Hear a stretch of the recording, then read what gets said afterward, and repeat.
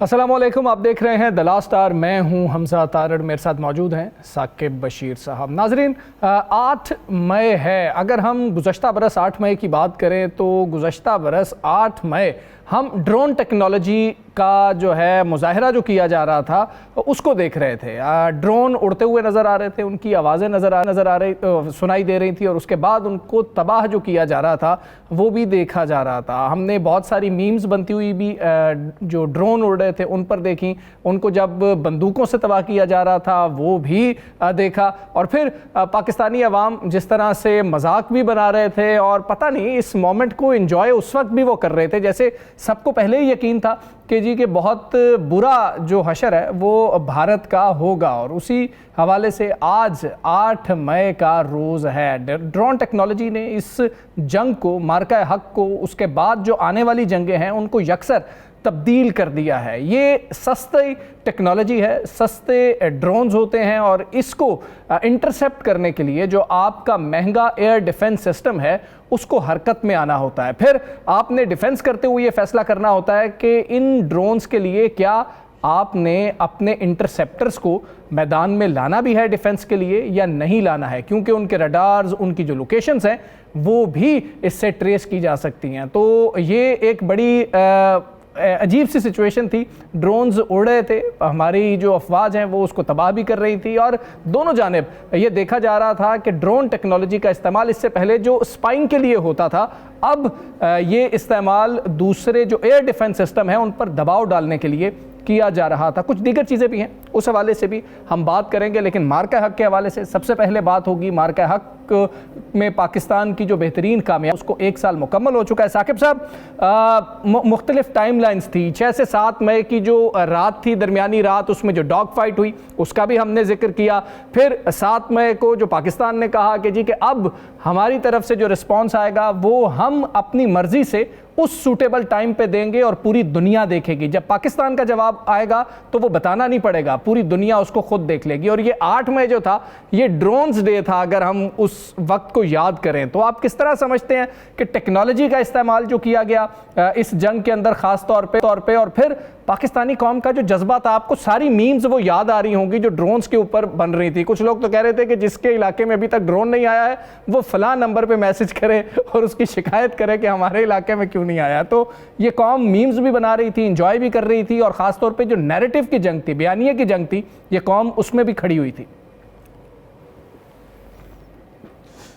بالکل، جو بیانیے کی جنگ تھی جو اور میمز جو ہے وہ ڈرونز پہ بھی بنی، اور میمز جو ہے وہ بھارتی جو میڈیا جس طرح پورٹرے کر رہا تھا اس سچویشن کو، جس طرح وہ فیک نیوز اور جھوٹی خبریں اور لاہور بڑھا چڑھا کے چیزیں جو بیان کر رہا تھا، اس پر بھی میمز جو ہے وہ بہت زیادہ بن رہی تھیں۔ اور جو ڈرون ٹیکنالوجی کی آپ نے بات کی، یقینی طور پر جو جدید دور کی جو جنگیں ہیں، اب وہ جدت جو ہے اس میں جو ٹیکنالوجی کا استعمال ہے وہ جو ہے وہ دیکھا گیا۔ اب آپ جو ہے وہ دیکھیں، پاک بھارت جنگ جب ہوئی تھی تو اس وقت بھی ڈرون ٹیکنالوجی کا بہت زیادہ استعمال ہوا، پاکستان کی جانب سے بھی بھرپور جو ہے وہ استعمال کیا گیا۔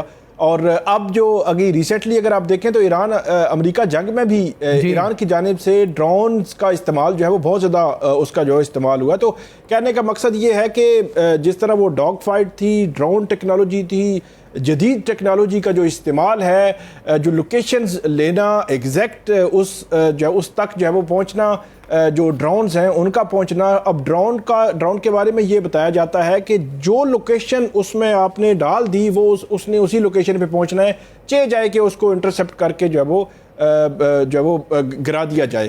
تو اور اس کے لیے جو جس طرح آپ نے بتایا کہ اس کو انٹرسیپٹ کرنے کے لیے جو ٹیکنالوجی استعمال ہوتی ہے اس پہ بہت زیادہ خرچہ آتا ہے۔ اب ریسنٹلی جو ایران امریکہ جنگ تھی اس میں بھی ایران کی جانب سے جو ڈرونز استعمال کیے جا رہے تھے اس کو انٹرسیپٹ کرنے کے لیے بھی اسی طرح ہم دیکھ رہے تھے کہ دبئی میں یا مختلف جو گلف کے کنٹریز ہیں وہاں پہ انٹرسیپٹ کیا جا رہا تھا۔ تو اس کے جو کیلکولیشن جو کی گئی یا فیکٹس فگر نکالے گئے کہ اس کو انٹرسیپٹ کرنے کے لیے بہت بڑے پیمانے پر ٹیکنالوجی کا استعمال تو ہوتا ہی ہوتا ہے، خرچہ بہت زیادہ ہوتا ہے۔ تو جو معرکہ حق ہے یقینی طور پر ایک تاریخی دن، خوشی کا دن جو مستقبل کا جس نے تعین کیا اور پاکستان کو کامیابی بھی دی اور پاکستان کو ایک بڑی قوت اور بڑی طاقت اور بڑی پاور کے طور پر اس جو ہے وہ خطے میں اس جو ہے وہ دنیا میں منوایا پاکستان نے اس وقت، اور آج بھی جو ہے وہ خوشی منا رہے ہیں. بلکہ اسلام آباد کی میں بات کروں تو یہاں پہ جو ہے وہ ریہرسل بھی ہو رہی ہے، بہت زیادہ آوازیں فضا سے جو ہے وہ آ رہی ہیں. کہنے کا مقصد یہ ہے کہ یہ جو دن ہیں 6 سے 10 مئی کے درمیان جو کچھ ہوا، جس طرح اس وقت کی قیادت نے جو فیصلے کیے، بڑے بھرپور انداز میں فیصلے کیے گئے، بہادری سے وہ فیصلے ہوئے، تو ان کو ہر سال جو ہے وہ اسی طرح جو ہے وہ بھرپور طریقے سے منایا جاتا رہے گا. بلکہ یہاں پہ ایک چیز میں ایڈ کر دوں کہ یہاں پہ ایک بہت بڑی یادگار بھی اسلام آباد میں بن رہی ہے. میرا خیال یہ ہے کہ نیکسٹ ایئر وہ مکمل ہو جائے گی. اس سال اس پہ بڑا تیزی سے کام جو ہے وہ جاری ہے. ہمارے جو آفس ہے اس کے قریب ہی وہ بن رہی ہے اور وہ مارکہ حق کے حوالے سے ہے. تو نیکسٹ ایئر ہو سکتا ہے کہ وہ وہاں پہ ہی اس جشن کو جو ہے منایا جائے. بالکل ٹھیک ہے. ثاقب صاحب، دفاعی تجزیہ کار جنرل ریٹائرڈ عبدالقیوم صاحب نے بھی ہمیں جوائن کیا، ان کو شامل گفتگو کرتے ہیں. جنرل صاحب بہت شکریہ آپ کا. السلام علیکم. جنرل صاحب، ہم بات کر رہے ہیں مارکہ حق میں پاکستان کی جو کامیابی ہے اس حوالے سے. بھارت کے لیے سر بڑا شوق آپ کیا سمجھتے ہیں، کیا تھا؟ کیونکہ پاکستان کو تو بہت انڈر ایسٹیمیٹ اور اپنے آپ کو اوور ایسٹیمیٹ کیے رکھا انہوں نے. ان کے ملٹری جو لاسز تھے وہ بڑا شوق تھا، یا جو پاکستان کی ریسپانس کی کیپیبلٹی انہوں نے دیکھی ہے وہ بڑا شوق تھا؟ دیکھیں، یہ دونوں چیزیں ایسی ہیں جو کہ ایک اتنے بڑے ملک جس نے اتنا بڑا اپنا امیج بنایا ہوا تھا، in their own eyes shining India, اور وہ یہ کہہ رہے تھے کہ ہم دنیا میں ابھی مطلب گلوبل پاور بننے کی سوچ رہے ہیں. ریجن سے تو وہ اوپر اٹھ گئے تھے اور وہ کہہ رہے تھے ہماری ملٹری مائٹ ہے، ہم تو پاکستان کو جیسے ایسے رن اوور کر سکتے ہیں. اور اس قسم کے وہ کنفیوژن میں اور ایلوژن کے اندر پھنسے ہوئے تھے اور پروپیگنڈا جو کر رہے تھے پاکستان کے متعلق کہ یہ ویک قوم ہے، یہ جو ہے ڈیفالٹ ہونے والے ہیں، ان کی ملٹری ٹھیک نہیں ہے، ان کا پولیٹیکل مسئلہ غلط ہے. تو کر آ کے تو وہ لیڈرز کی میں بھی یہی چڑھ گئی کہ ہم جب چاہیں گے ان کے اوپر حملہ کر دیں گے تو کوئی مسئلہ نہیں بنے گا. لیکن اللہ کا یہ کرم تھا کہ 2 سرپرائزز ان کو ہوئی نا. نمبر 1 تو جب وہ آگے آئے تو منہ کی کھانی پڑی، اور اس سے تو اتنی بڑی ہزیمت ہوئی کہ بین الاقوامی سطح کے اوپر انڈیا کا امیج کم کر کے نیچے گر گیا کہ جی آپ تو بڑے اپنے آپ کو رافیل دنیا کی بیسٹ فائٹنگ مشین ہے، آپ اس کو سنبھال نہیں سکتے بیکاز آپ کے لوگ جو ہیں، آپ کے سولجرز، آپ کے ایئر مین، آپ کے پائلٹ ویک ہیں، اور آپ ماڈرن بیٹل فیلڈ کی جو ہے امپلیکیشنز ان کو کمپریہینڈ ہی نہیں کر سکے. اور آپ ناچز آگے پاکستان تھا جس نے آپ کو ناکوں چنے چبا دیے. ایک بیانڈ ویژول رینج پہ آپ کے JF-10C اور ان کے ساتھ آپ نے دیکھا کہ ان کے جو میزائلز تھے انہوں نے جا کے، اور ابھی 5 7 8 ان کے اور جہاز نشانے پہ تھے، لیکن انہوں نے کہا کہ اتنا کافی ہے. دیکھیں ایسے موقعوں پہ ایک جہاز بھی گر جائے تو بڑی زیادہ لاس بھی ہوتا ہے اور مارل ایفیکٹ بھی ہوتا ہے مورائل کا. ہمارا خدا کے کرم سے 1965 سے لے کے آج تک آپ دیکھ لیں، پچھلے 35 سال وہ گزرے ہیں، 25 سال یہ گزر گئے ہیں، تو یہ کچھ 60 سال میں آج تک ہمارا جہاز نہیں گرا الحمدللہ. انہی کے ہاں. اور یہ بہت بڑی، کیونکہ ہماری آرمی تو اللہ کے کرم سے دنیا کی جو مانی ہوئی آرمی ہے ان میں پہلی 10 میں ہے، لیکن ہمارا پائلٹ جو ہے سیکنڈ ٹو نن ہے. اس کو لوگ کہتے ہیں، وہ کہتے ہیں جس نے ٹریننگ پاکستان کی رسالپور اکیڈمی سے حاصل کر لی اور نیشنل ڈیفنس یونیورسٹی میں جا کے پڑھ لیا اور کالجز میں نکلے، وہ جو ہے نا آلموسٹ کندن بن جاتے ہیں. آپ دیکھیں کہ MM عالم مشرقی پاکستان کے تھے اور ان کو ادھر ٹریننگ دی اور انہوں نے کیا کیا 65 وار میں 1.5 منٹ میں 5 جہاز گرائے. تو یہ اللہ کا بڑا کرم ہے. ہمیں اپنے آپ کو اور مضبوط کرنا ہے. ہم وار مونگرنگ نہیں کرتے، ہم کسی ملک کے اوپر حملہ نہیں کرتے، لیکن ہم اپنا دفاع کرنا جانتے ہیں. اور یہ ایک میسج پوری دنیا میں چلا گیا. اس ہماری فتح کی بیس کے اوپر ہمیں ایک ڈپلومیٹک رول ملا ہے جو بین الاقوامی سطح کے اوپر ہمارا ایک بہت بڑا ڈپلومیٹک کیپٹل بن گیا ہے، اور اس سے پاکستان کی معیشت کو بھی فائدہ ہو سکتا ہے. انڈیا کے ساتھ ہمارے مسائل کشمیر کے لیے بھی ہم ایک پریشر کریٹ کر سکتے ہیں، ہمارے واٹر ایشوز کو بھی ہم حل کر سکتے ہیں. تو آپ یہ دیکھیں گے کہ انشاءاللہ جو اعزاز ہمارے پرائم منسٹر، ہمارے فیلڈ مارشل آصف منیر صاحب کو ملا ہے، اور جس طریقے سے ان کی پذیرائی ہو رہی ہے بین الاقوامی سطح پہ، اللہ بھی پریزڈ. ہم سجدے میں جاتے ہیں، ہم عزت والے لوگ ہیں، لیکن ہمارا یہ پکا ایمان ہے کہ ہم بڑی ایک پیس نیشن، لیکن ایٹ دی سیم ٹائم ہمارے اوپر کو حملہ کرے گا تو اس کو منہ کی کھانی. بالکل ٹھیک.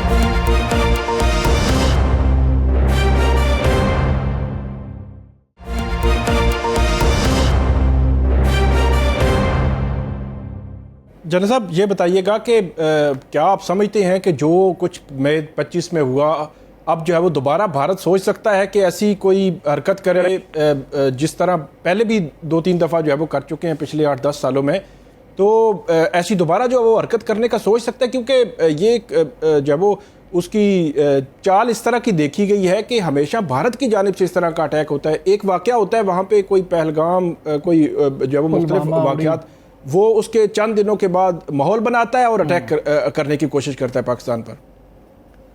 دیکھیں، اگر تو وائز لیڈرشپ ہو نا، جو کہ اسٹیٹس مین ہوں اور وہ سمجھتے ہوں کہ ملک کا اور دنیا کا اور انسانیت کا ان دی لانگ رن کیا فائدہ ہے، تو وہ تو کبھی جنگ کی بات نہیں کرتے.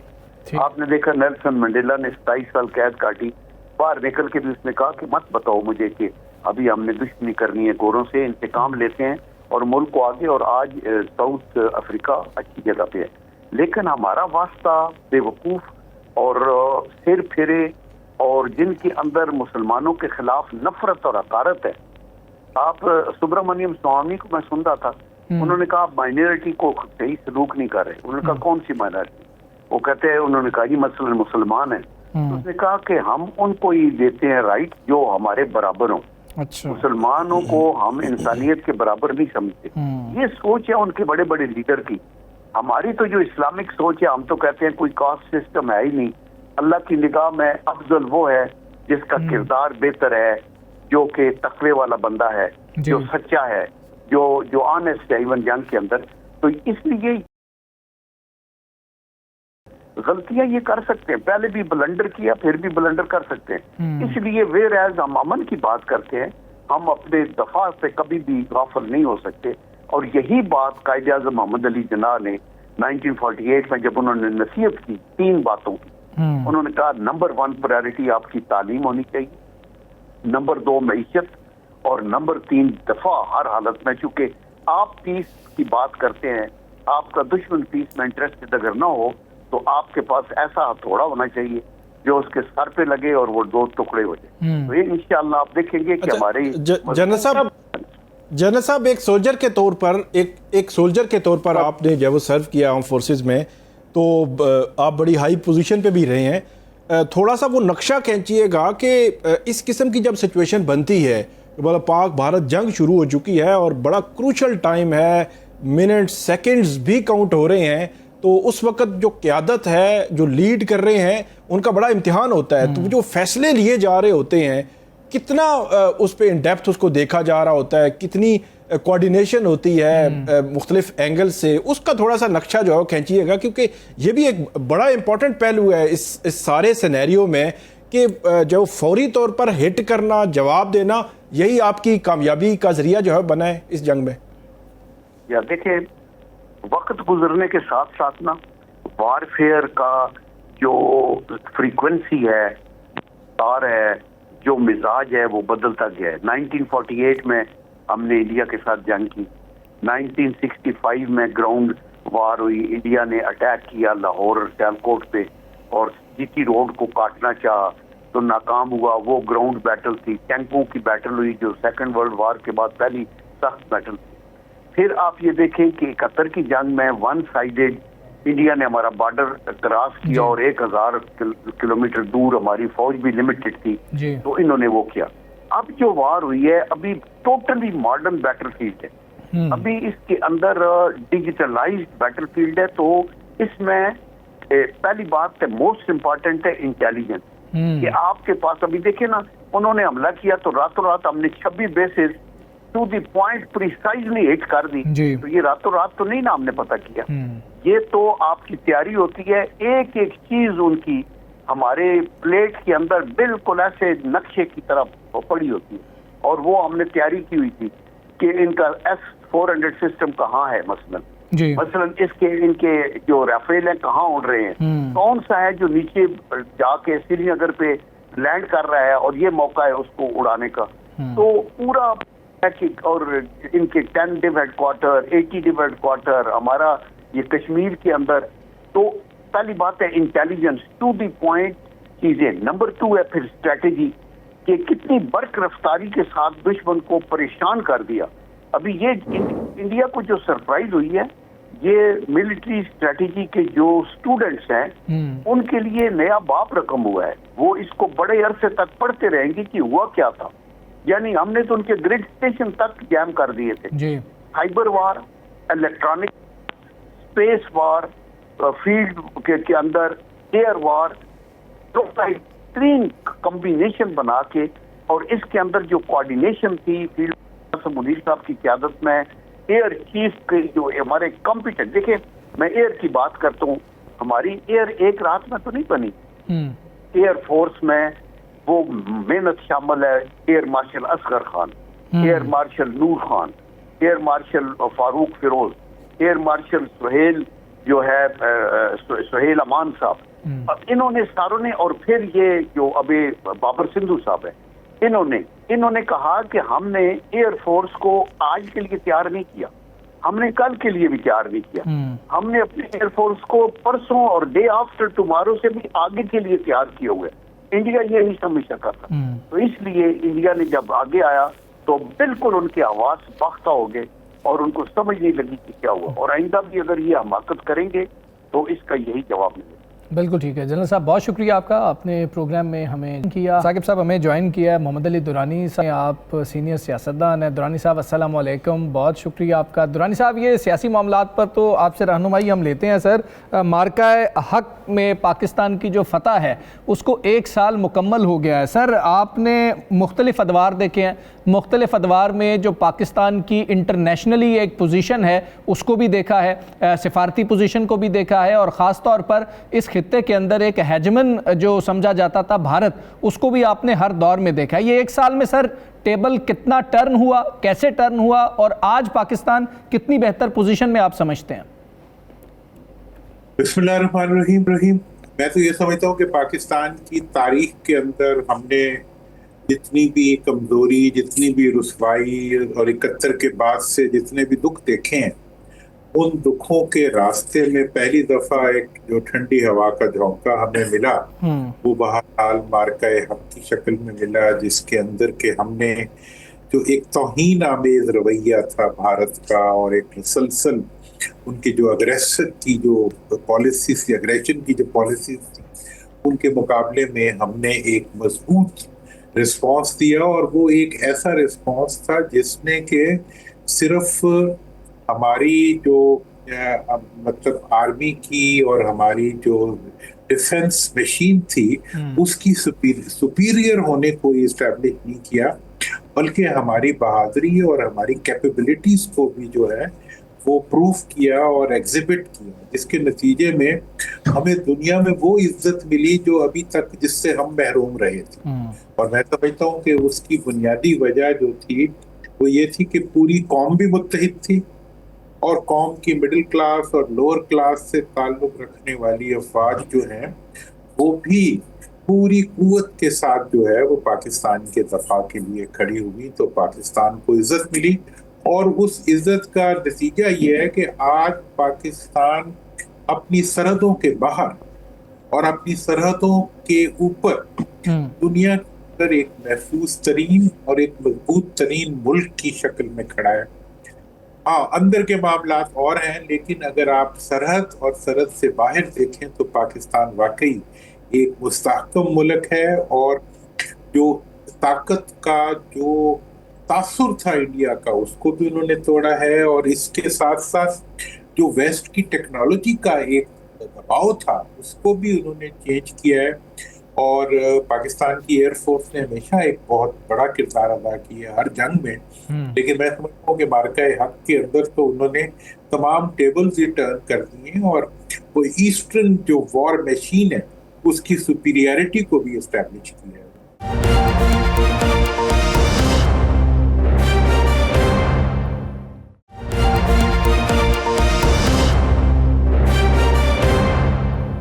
درانی صاحب یہ بتائیے گا کہ ہم آج بڑے خوش ہیں، جشن منا رہے ہیں، ہر سال یہ مناتے رہیں گے کہ پاکستان کا دفاع جو ہے وہ مضبوط ہاتھوں میں ہے. یہ جب وہ طے ہو چکا ہے، پاکستان کا جو سفارتی محاذ ہے وہ بھی محفوظ ہاتھوں میں ہے کہ اس حوالے سے بھی پاکستان نے بہت کامیابی حاصل ہوئی ہے. جو اس سارے کو سمیٹنے کے لیے انٹرنلی ہماری جو معاشی حالات ہیں وہ نہیں سنبھل رہے، بظاہر حکومت جو ہے وہ اس کو نہیں سنبھال پا رہی. تو مجھ سے جو ہے وہ حمزہ صاحب نے سوال کیا تھا کہ یہ محمود خان اچکزئی صاحب سے ملاقات ہی نہیں کی. مطلب اپوزیشن لیڈر سے وزیر اعظم صاحب نے، مطلب حکومت کے پاس بہت کچھ ہوتا ہے دینے کو، وہ اس کو دل بڑا کرنا چاہیے. تو انٹرنلی وہ معاملات حکومت جو ہے وہ حکومت کم سے کم اگر بات کی جائے تو وہ نہیں سنبھال پا رہی. تو اس کو کیسے ہینڈل کرنا چاہیے؟ کیونکہ دو محاذ تو کلیئر ہو گئے، اصل محاذ کی طرف آپ آئیں جو معاشی محاذ ہے ہمارا. میں نے تو آپ کو اس لیے جب بات کر رہا تھا میں نے اس میں ایک وہ رکھا ہوا تھا پروویزو کہ پاکستان کی سرحد اور سرحد سے باہر جو ہے پاکستان کی یہ بات میں نے اپنی گفتگو کے اندر اور میں آپ سے یہ کہنا چاہتا ہوں صرف مارکہ حق نہیں، مارکہ حق کے بعد جو ہے ہم نے یہ ایران اور امریکن وار کے اندر وہ عزت دنیا کے اندر کمائی ہے. لیکن اب جو دکھ ہے اس وقت ہمیں جس چیز کا وہ یہ ہے کہ ان ساری کامیابیوں کا کوئی بھی مطلب تاثر اور کوئی بھی ایفیکٹ جو ہے حکومت نے پاکستان کے عوام تک نہیں پہنچنے دیا، پاکستان کی سیاست تک نہیں پہنچنے دیا، پاکستان کے اندر مفاہمت کے تک نہیں پہنچنے دیا، حتیٰ کہ پاکستان کے اندر زندگی کو انہوں نے اتنا مشکل بنا دیا پاکستان کی حفاظت اور پاکستان کے دفاع کے لیے اپنا سب کچھ قربان کرنے والے پاکستانیوں کے لیے کہ آج جو ہے وہ ایسا لگتا ہے کہ جیسا ہماری اپنی حکومت نہیں ہے، ہمارے پہ کسی اور کی حکومت ہے جو کہ اپرچونٹیز ڈھونڈتی پھر رہی ہے کہ کس طریقے سے ان عوام کی گردن دبائی جائے اور اس عوام کی جیب کاٹی جائے، اس عوام کو جو ہے زندگی کی تمام آسائشوں سے محروم کیا جائے، انہیں کس طرح یہ احساس دلایا جائے کہ یہ ایک غلام ہے اور انہیں غلام ہی رہے. تو یہ جو ایک صورتحال اس وقت حکومت نے بنائی ہوئی ہے، میں سمجھتا ہوں کہ یہ ایک وہ ظلم ہے کہ پاکستان کی تمام تر عزت اور احترام جو ہے وہ انہوں نے پاکستان کی سرحدوں سے باہر ہی روک دی ہے اور پاکستان کے عوام کے گھر تک، عوام کے پیٹ تک، عوام کے مفاد تک اور عوام کی پسند تک اس کو نہیں آنے دیتے. درانی صاحب پولیٹیکل ہسٹری کی سر اگر ہم بات کر لیں، پولیٹیکل ہسٹری میں ہم نے یہی دیکھا ہے کہ جب بھی کوئی بھی حکومت یا کوئی بھی جماعت جو حکومت میں ہوتی ہے، جب وہ اس محاذ پہ تگڑی ہوتی ہے، جس محاذ کی ہم کی بات کر رہے ہیں یا ذکر کر رہے ہیں، وہ سر اندرونی طور پر پھر کسی جماعت کو کسی کھاتے میں نہیں لے کے آ رہے ہوتے ہیں. یہ پولیٹیکلی ہم نے ہر دور میں ہی دیکھا ہے. اب یہ حکومت اگر تگڑی ہے اس محاذ پر تو یہ کیوں کرے گی ایسا؟ کیونکہ یہ تو ہم نے دیکھا ہی نہیں کہ پاکستان میں کبھی ایسا ہوا ہو کہ حکومت مضبوط ہے تمام باقی محاذوں پر تو وہ باقیوں کو کوئی رسپیکٹ دے رہی ہو یا ان کو کوئی کشن دے رہی ہو. کیوں دے گی کشن؟ دیکھیں جی، باقی محاذوں میں یہ تو ایک عوام کا محاذ میں نے ذکر کیا، ایک معیشت کا محاذ بھی ہوتا ہے، ایک معاشی استحکام کا محاذ بھی ہوتا ہے، ایک گورننس کا محاذ بھی ہوتا ہے، ایک ڈیلیورنس کا محاذ بھی ہوتا ہے. مطلب یہ ہے کہ آپ کا یہ حال ہے کہ آپ کی حکومت جو ہے وہ پاکستان کے اندر اگر کوئی پاکستان کے لیے زراعت کے شعبے میں زراعت اچھا پرفارم کر دے تو ان کے آلو بھی رول جاتے ہیں. مطلب یہ ہے یہ تو کسی ڈیلیور کرنے والے کو بھی کچھ نہیں دے رہے. لہٰذا میں ایسی جنگوں کے بعد اور ایسی صورتحال کے بعد جو حکومتیں جو ہیں وہ اپنے عوام کا خیال نہیں رکھتی، جو حکومتیں اپنے ملک کے استحکام کا خیال نہیں رکھتی، وہ حکومتیں پہ رہتی بھی نہیں ہیں. میں اس لیے کافی دنوں سے یہ بات کر رہا ہوں کہ اس قسم کا رویہ رکھنے والی حکومت کے لیے बड़ा मुश्किल होता है कि वो सरवाइव करे, वो कि वो ये समझ रही होती है कि वो ताकतवर है, लेकिन उसकी ताकत जो है वो हवा में ताकत है। तो ये तो मतलब मांगी हुई जो इनकी वो है ताकत है, जो कब्जा की हुई ताकत है, जो अवाम की सपोर्ट से महरूम इनकी ताकत है। इनका क्या परफॉर्मेंस है? परफॉर्मेंस तो आपकी फोर्सेस की है जो कि मिडिल क्लास और लोअर मिडिल क्लास से ताल्लुक रखते हैं। इनकी तो ना प्रॉपर्टीज पाकिस्तान में है, ना इनके पैसे पाकिस्तान में है, ना पाकिस्तान में तो हम लोग हैं, वो लोग हैं जो पाकिस्तान के अंदर पाकिस्तान के दिफा के लिए कुर्बानी दे के पाकिस्तान को मजबूत बना रहे हैं। अब अगर ये समझते हैं कि पाकिस्तान की मजबूती की सजा ये पाकिस्तान के अवाम को देंगे और पाकिस्तान के मईशत को देंगे, क्योंकि ये तो सवाए कर्जों की इंडस्ट्री के अलावा ये किसी इंडस्ट्री को चलने ही नहीं दे रहे। अब मुझे बताएं पिछले 5 सालों में क्या एक्सपोर्ट्स को इन्होंने बढ़ाया, इकोनॉमी के किस सेक्टर के अंदर इन्होंने कोई ऐसी परफॉर्मेंस दी है जिसकी बुनियाद के ऊपर ये सोच सकें कि ये जो है अब अवाम को जितना भी दबाएंगे अवाम अपने बर्दाश्त करेंगे। ये तो अब बोझ है और मजीद बोझ बढ़ते जा रहे हैं, और तमाम तर कामयाबियां जो है वो इनके अंदर आजिजी और इंतसारी के बजाय अगर रौनक लाएंगी तो रौनक का अंजाम तो बड़ा ही दर्दनाक हुआ करता। ठीक, साकिब साहब। अच्छा दुरानी साहब, ये बताइएगा, एक तो बजट आ रहा है, बजट पे ज़रूर कमेंट कीजिएगा, क्या हुकूमत बजट में कुछ जो है वो आवाम के लिए रखेगी? अगरचे सूरत हाल तो बड़ी अजीब, क्योंकि वो कहेंगे कि जी एक गैर मामूली सिचुएशन है, अभी जंग तो ख़त्म ही नहीं हुई और अभी पेट्रोलियम प्राइसेस भी 400-400 रुपये जो है वो मौजूद हैं। तो एक तो इस पे बात कीजिएगा, दूसरा 28वीं तरमीम की एक दफ़ा दोबारा, मतलब ये पिछले 3-4 माह से एक काम जारी है, तो दोबारा से तेज़ी हम देख रहे हैं कि कोई 28वीं तरमीम नाम की चीज़ जो है एक्टिव हुई है। और उसकी वजह यह है कि कल वकील जो है, हुकूमत के करीबी जो वकील हैं, रहनुमा, उन्होंने कहा है कि जी को मुसवदा है तो हमें भी शेयर करें, हमें पहले जो है वो बताएं कि क्या आप जो है वो ला रहे हैं, और सूबे अगर बनाने हैं तो सूबों से पहले मुशावरत जो है वो ज़रूरी करें। तो उससे ज़्यादा जो है वो ये डिबेट दोबारा से जनरेट हुई है। देखें, जहाँ तक तरमीम का ताल्लुक है, 26वीं और 27वीं तरमीम जो थी वो तो हुकूमत ने अपने मफादात को कवर करने के लिए, अदलिया को दबाने के लिए और पूरी तरह से अपना अख्तियार जो है वो कायम करने के लिए इन्होंने कर ली। अब अगर 28वीं तरमीम के अंदर इनसे मुतालबा किया जाएगा कि पब्लिक इंटरेस्ट की कुछ चीज़ें करें, इस चीज़ का पूरा इम्कान मौजूद है कि आपकी हुकूमत जो है और हुकूमत में बैठी हुई दोनों पार्टीज जो हैं वो अलग मुख्तलिफ इक़दामात के ज़रिए इसको सबवर्ट करने की कोशिश करेंगी।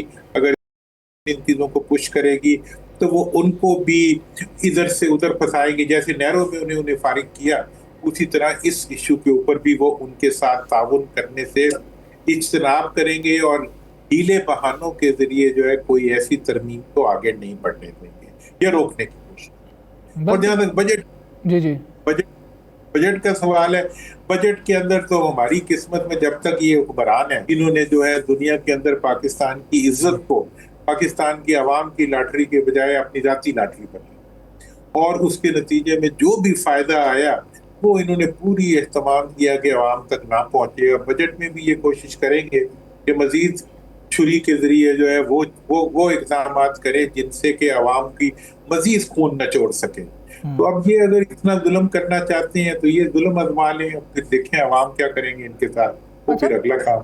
ठीक है दुरानी साहब, ज़रा ऑपोजिशन पे भी बात कर लीजिएगा कि हम पहले ऑपोजिशन पे ही बात कर रहे थे कि उतना गवर्नमेंट उनको मैनेज नहीं करती है जितना वो खुद मैनेज हो जाते हैं। ये मतलब गवर्नमेंट की मजबूती पे तो हम क्या ही बात करें, ऑपोजिशन कमज़ोर ही इतनी है कि वो फौरी कुछ ना कुछ, मतलब कुछ भी हुकूमत अगर ऑफ़र करती है तो वो मान जाते हैं, फिर जब वो लम्हा गुजर जाता है तो फिर हुकूमत बैकफुट पे चली जाती है, वो फिर नज़र नहीं आ रही होती है, अगले मरहले में जाके फिर ऑपोजिशन कोशिश करती है तो फिर हुकूमत उनसे कोई वादे कर लेती है। ऑपोजिशन सर कहाँ पे खड़ी है, क्या कर रही है? देखिए, ऑपोजिशन अगर आप कहते हैं कि पीटीआई को और पीटीआई से मुतल्लिक जो ऑपोजिशन है उसमें तो इशू ये है कि जो ऑपोजिशन है वो 2 जगह पे एग्जिस्ट करती है।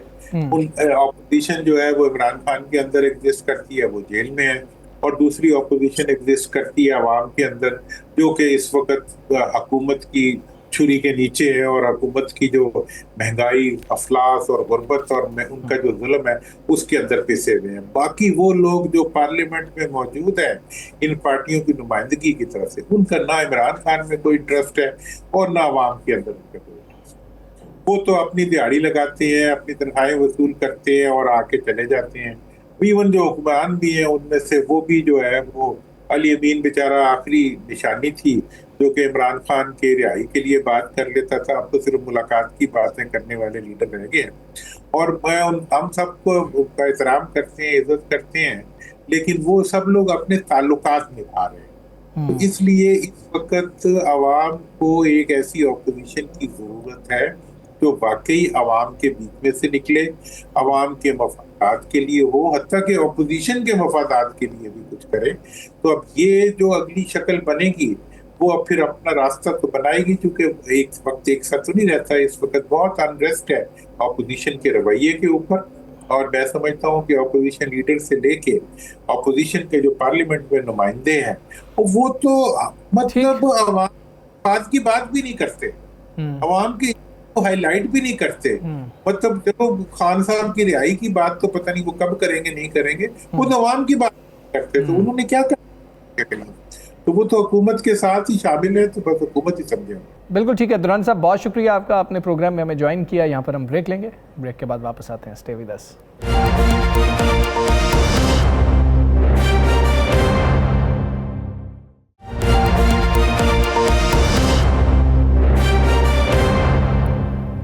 वेलकम बैक जी। जब हम महंगाई की बात करते हैं तो उसके मुख्तलिफ पहलू होते हैं, फिर हमें इंटरनेशनल जो हालात हैं उनके हवाले से भी बताया जाता है। अब प्रोटेक्टेड जो सारिफीन हैं बिजली के, उनके हवाले से जो ख़बरें सामने आ रही हैं कि उनकी जो सब्सिडी है उसको भी हुकूमत ख़त्म कर रही है। ये फ़ैसला क्यों किया है हुकूमत ने? साकिब साहब ज़रा बताइएगा कि प्रोटेक्टेड सारिफीन जो हैं वो लोग होते हैं जो कम से कम यूनिट्स इस्तेमाल कर रहे होते हैं, 100 यूनिट्स तक होते हैं, 200 यूनिट्स तक होते हैं, तो उनको एक प्रोटेक्टेड जो है उसका स्टेटस हासिल होता है और उनको यूनिट जो है वो कम पैसों में पड़ रहा होता है। ये क्या मामला है? किन की जो है ये सब्सिडी ख़त्म की जा रही है और क्यों ख़त्म की जा रही है? एक तो हमजा साहब जो एक किस्त मिलनी थी IMF की जानिब से उसकी मंजूरी हो गई है। पाकिस्तान को $1.2 बिलियन जो है वो किस्त मिलने जा रही है, और इसमें बताया ये जा रहा है कि बहुत सारी जो शराइत थी मज़ीद वो मान ली गई हैं, और उसमें एक ये भी थी IMF की शर्त थी कि आप जो प्रोटेक्टेड जो सार्फिन हैं इनको जो सब्सिडी दे रहे हैं ये टारगेटेड सब्सिडी जो है वो दें। आप ओपन जो है वो जनरली जो है वो इस तरह उमूमी नोयत की सब्सिडी जो है वो ना दें। तो ये जो माना है हुकूमत ने, और अब इसमें बहुत बड़ी तब्दीली हुकूमत करने जा रही है। फिर ये भी खबरें आ रही हैं कि गैस की कीमतें भी बढ़ेंगी और दीगर भी शराइत मानी गई हैं। तो ये जो प्रोटेक्टेड सार्फिन है इसमें पहले जो फिगर्स हैं वो आपके सामने रखते हैं, फिर हुकूमत की वजह क्या है और क्या एक्चुअली बनता भी है या नहीं है। ये जो 200 तक जो है वो यूनिट तक जो बिजली इस्तेमाल करने वाले सार्फिन हैं उनको प्रोटेक्टेड सार्फिन कहते हैं, और इनकी तादाद तकरीबन 2 करोड़ से ज़ायद है। 2 करोड़ यानी कि 59% जो ओवरऑल जो सार्फिन है ना बिजली के, उनमें से 59 जो है वो बनते हैं परसेंट। तो इससे आप अंदाज़ा लगा लें कि आधे से भी ज़्यादा इसमें आते हैं। और ये जनवरी 27 से हुकूमत ये जो है वो नाफिज करने जा रही है, और प्लान ये है कि प्रोटेक्टेड सार्फिन जो है उनको टारगेटेड जो है वो दी जाएगी उनको सब्सिडी, और उसको BISP के साथ लिंक किया जाएगा। अच्छा। जो बिजली का बिल आएगा उस पर एक QR कोड होगा, उसको आप स्कैन करेंगे, फिर आप रजिस्ट्रेशन करवाएंगे, और उसके पीछे हुकूमत ये कह रही है कि हम ये क्योंकि इसमें कुछ ऐसे लोग भी हैं कि जो अहल नहीं है, जो मुस्तहिक नहीं है, वो भी जो है वो ये सब्सिडी की मद में ये ले रहे हैं। और उसमें जो माहिरीन है वो ये कहते हैं कि ये जो प्रोटेक्टेड सार्फिन हैं इनकी वैसे तो 10 से 12 या 13 रुपए तक जो है बिजली इनको मिलती है फी यूनिट, تو اس کی لاگت ہوتی ہے تقریباً 26 سے 28 روپے. وہ کہتے ہیں کہ اوپر والے جو پیسے ہیں وہ حکومت یا تو خود سبسڈی دیتی ہے یا جو زیادہ یونٹ استعمال کرتے ہیں ان میں ایڈجسٹ کرتی ہے. تو اب جو ہے وہ IMF نے یہ شرط رکھی, حکومت نے مان لی, اور اس میں جو اسیسمنٹ ہوگی وہ اس رجسٹریشن کی بنیاد پر ہوگی. BISP کا ڈیٹا جو ہے وہ جس طرح وہ دیکھتے ہیں کہ وہ اس غربت کی کیٹیگری میں آتا ہے, مستحق کی کیٹیگری میں آتا ہے, تو اس میں بھی وہ کیٹیگرائز کر کے اس کے بعد ان کو ایڈجسٹ کیا جائے گا. تو یہ ایک بڑا ایک مشکل مرحلہ, اور اس میں 2 پوائنٹس انہوں نے اٹھائے ہیں. انہوں نے کہا ہے کہ ایک تو پوش سیکٹر یا جو جن کی کروڑوں میں آمدنی ہے, گھروں کی قیمت کروڑوں میں ہے, وہ لوگ 2-2, 3-3, 4-4 میٹر لگا لیتے ہیں, جن میں ہر میٹر میں 200 تک جو ہے وہ رکھتے ہیں, اور اس طرح وہ مستحق نہیں ہے لیکن وہ اس کیٹیگری کو انجوائے کر رہے ہیں. پھر وہ کہتے ہیں یہ سولر کے صارفین کہ جو ہے وہ سولر لاکھوں روپے لگا کے سولر لگا لیتے ہیں, اور اس کے بعد 200 کی یونٹ کی کیٹیگری میں آ کر جو ہے وہ بھی مستحق نہیں ہے لیکن وہ بھی پروٹیکٹڈ میں آ رہے ہیں. آخری جو پوائنٹ ہے حمزہ صاحب کہ حکومت نے یہ سارا کچھ کر تو دیا, لیکن ایک چیز سوچنے والی ہے. جو رپورٹ میں نے پڑھی اس میں یہ بتایا گیا کہ ان کے 2 پنکھے یا 2-3 بلب یہ لوگ جو استعمال کرتے ہیں وہ 200 یونٹ تک جو وہ استعمال جو وہ کر سکتے ہیں, وہ جو بڑا بچتیں کر کے لوگ جو وہ کرتے ہیں. تو یہ سارے تو میکسیمم میں یہ سمجھتا ہوں کہ یہ بڑے غریب لوگ ہوں گے, عام لوگ ہوں گے, ان کو ایڈجسٹ کرنے کے لیے حکومت نے میرا خیال ہے تھوڑا سا بوجھ زیادہ آئے گا لوگوں پہ. اب وہ رجسٹریشن کروائیں گے, سکین کروائیں گے, ساری چیزیں کریں گے, وہ جو بڑے ایک عام انداز میں بچت کر کے اپنی پروٹیکشن وہ لے رہے تھے کچھ نہ کچھ, وہ جو ہے وہ ختم ہو جائے گی. تو یہ میرا خیال یہ ہے کہ عام لوگوں پر اس کا جو ہے وہ بوجھ پڑے گا, عام جو شہری ہیں ان پر اس کا بوجھ پڑے گا. اچھا ثاقب صاحب, یہ انکم ٹیکس قانون کا سیکشن E7 ہے جسے کالعدم قرار دیا گیا ہے. ایک تو یہ بتائیے گا کہ یہ سیکشن ہے کیا, پھر اس سے ریئل اسٹیٹ کو کوئی فائدہ ہوگا, نقصان ہوگا, اور عوام کو کیا فائدہ ہوگا؟ اچھا, اس میں حمزہ صاحب یہ ایسے پلاٹس, ایسے فلیٹ یا ایسے گھر جو اس میں نہیں ہیں, عمومی طور پر فلیٹس ہوں یا گھر ہوں وہ رینٹ پہ ہوتے ہیں, وہ ان کے بارے میں کہنا کہ وہ استعمال میں نہیں, لیکن پلاٹ عام جو لوگ ہیں, سفید پوش لوگ یا جمع پونجی اکٹھی کر کے کسی کی پینشن ہو وہ کو پلاٹ لے لیتے ہیں. ایک جو ہے وہ آپ کی پرسنل پراپرٹی تو ایگزیمپٹ ہے, لیکن اس کے علاوہ اگر کسی کے 1, 2 یا 3 پلاٹس ہیں تو وہ پلاٹ استعمال نہیں بھی ہو رہا تو اس کا جو ہے وہ اس پر 1% جو ویلیو ہے اس کی ویلیو پر 1% جو وہ ٹیکس لگتا تھا.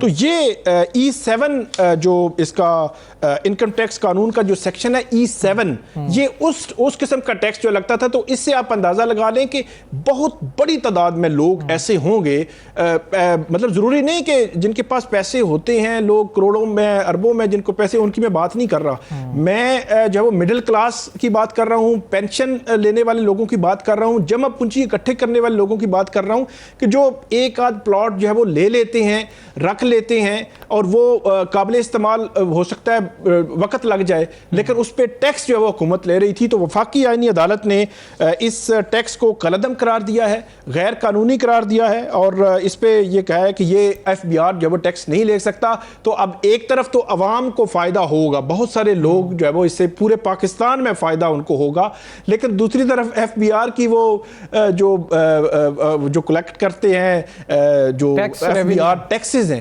وہ پہلے ہی وہ اپنے شارٹ فال وہ نہیں اپنی لیوی بڑھ جائے گی, کلیکٹ کرنا تھا اس پر نہیں پہنچ رہے کہ لیوی بڑھ جائے گی. تو جی وہ اب لیوی کے چکر میں مطلب 28 مئی کے بعد جو کچھ ہوا تو اس میں لیوی میں ایڈجسٹ کر کے انہوں نے کیا. تو ٹیکس جو ہے وہ اب جو ہے وہ FBR اس معاملے میں ٹیکس کلیکٹ نہیں کر سکے گا. کیسز ہیں, ٹریبیونلز میں نوٹسز ہیں, وہ ساری چیزیں جو ہے وہ اب غیر مؤثر ہو جائیں گی. تو میرا خیال ہے کہ یہ عوام کے لیے ایک اچھا فیصلہ ہے. ایک سوال لے لیجئے, یہ کیونکہ وفاقی آئینی عدالت کا فیصلہ ہے, اس کو چیلنج کیا جا سکتا ہے, FBR اس کو چیلنج کرے یا کوئی بھی حکومتی ادارہ اس کو چیلنج کر سکے؟ یہ حتمی فیصلہ ہے، میکسیمم اس پہ نظر ثانی جو ہے وہ دائر ہو سکتی ہے، وہ دیکھنا پڑے گا، لیکن وفاقی آئینی عدالت حتمی عدالت ہے، اب اس کے اوپر کوئی عدالت نہیں ہے، تو اس لیے یہ حتمی فیصلہ ہے، یہی فیصلہ جو ہے وہ اس پہ عمل ہی ہونا ہے۔ ایف بی آر کے کچھ لوگوں سے بھی ہماری بات ہوئی، وہ کوشش کریں گے کہ اس پہ نظر ثانی کی درخواست دی جائے، لیکن بظاہر جو ہے وہ ایسا اب فیصلہ یہ تبدیل ہوتا نظر نہیں آتا کہ ایک جینوئن ایشو ہے۔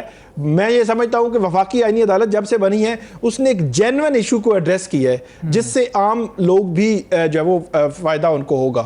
بالکل ٹھیک ہے۔ اچھا ثاقب صاحب، یہ آزاد کشمیر کے جو انتخابات ہیں، اس حوالے سے ہم دیکھ رہے ہیں کہ خصوصی طور پر مسلم لیگ نون بھی ایکٹیو ہو گئی ہے اور میاں نواز شریف صاحب خاصی دلچسپی اس میں لے رہے ہیں، اور آپ کیا دیکھ رہے ہیں؟ مطلب خاص دیکھا ہم نے پیپلز پارٹی کو یہ حکومت ملی، پہلے پاکستان تحریک انصاف کے پاس یہ حکومت تھی، پھر چیزیں تبدیل ہوئیں، چند ماہ کی تھی، اس لیے بھی تھوڑی سی ٹینشن تھی کہ کیا پیپلز پارٹی لینا بھی چاہے گی یہ حکومت، نہیں لینا چاہے گی، انہوں نے لی، اور اب نون لیگ بہت زیادہ ایکٹیو ہے۔ میاں نواز شریف صاحب تو یہی کہہ رہے ہیں کہ یہ نہ ہو کہ سب بیٹھے رہ جائیں، ایسے ووٹ نہیں پڑے گا، سب کو نکلنا پڑے گا، اور یہ بھی درخواست سامنے آئی کہ مریم نواز صاحبہ جو ہیں وہ بھی اور میاں نواز شریف صاحب خود بھی اس کیمپین میں ایکٹیو ہو۔ جی میاں صاحب جو ہے وہ آزاد کشمیر کے الیکشن میں بھی ایکٹیو ہیں اور جی بی کے الیکشن میں بھی ایکٹیو ہیں، اور جی بی کے آج جو ہے وہ ٹکٹ وہاں کے جو مسلم لیگ نون کے ہیں وہ آج فائنلائز کر دیے گئے ہیں، ان کا اناؤنسمنٹ بھی ہو چکی ہے، اور میاں صاحب کہہ رہے ہیں کہ وہ جو مہم ہوگی، جو الیکشن مہم ہوگی وہ آزاد کشمیر کی، اس میں بھی وہ حصہ لیں گے۔ جو جی بی کے حوالے سے یہ ہے کہ آپ کو پتہ ہے کہ پی ٹی آئی پر جو سختیاں پاکستان میں ہیں وہی ہمیں کسی نہ کسی صورت میں آزاد کشمیر اور کسی نہ کسی صورت میں جی بی میں بھی سننے کو جو ہے وہ مل رہی ہیں۔ جہاں تک بات ہے پیپلز پارٹی کی اور مسلم لیگ نون کی، ہمیشہ سے یہ روایت رہی ہے کہ جو مرکز میں ہوتا ہے اس کو آزاد کشمیر اور جی بی میں الیکشن میں بھی اس کو تقریباً جو ہے وہ کسی نہ کسی صورت میں ترجیح ہوتی ہے۔ پی ٹی آئی کا دور تھا تو پی ٹی آئی کی حکومت آئی، اس سے پہلے چلے جائیں تو وہ حافظ حفیظ الرحمان آپ کو یاد ہوگا گلگت بلتستان کے وزیر اعلیٰ تھے، تو وہ مسلم لیگ نون کا دورہ تو تب وہ رہے، اس کے پہلے پیپلز پارٹی کا دور تھا تو پیپلز پارٹی۔ تو کہنے کا مقصد یہ ہے کہ جو جی بی اور آزاد کشمیر کی جو حکومتیں ہیں وہ مرکزی حکومت کے ساتھ لنک ہوتی ہیں۔